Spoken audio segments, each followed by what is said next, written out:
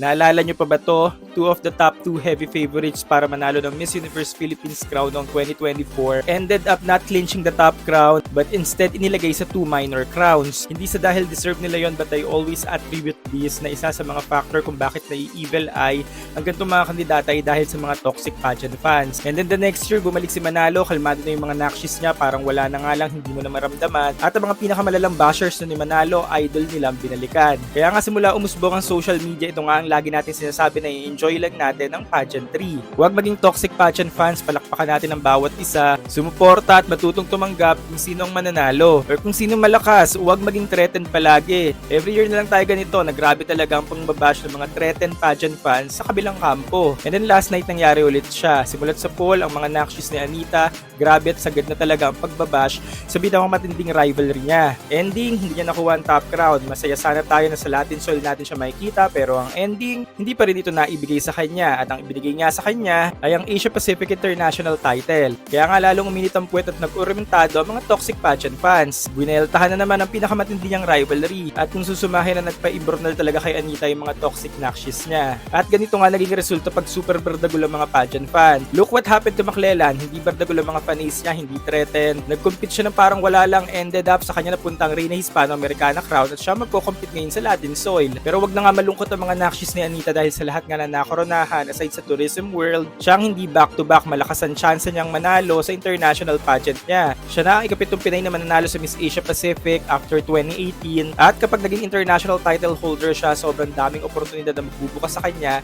kahit outside pageantry. Strategic nga din ang pagpili ng ALV sa kanya dahil mukhang magiging sisiw lang sa kanyang pagkuha ng corona sa Asia Pacific kesa naman sa grand na suntok sa buwan ng back-to-back. At pag nasungkit niya nga international title, magiging malaking tulong ito sa kanyang karera. More project, more work equals more money, plus clout and engagement. And hindi pa ba kayo nasanay parang kwento lang din niya nila Tisa, nila Vina, nila Emma or even ni CJ na mas matamis ang pagkapanalo kumpara sa iyo talaga yon at kapag hindi pinilit.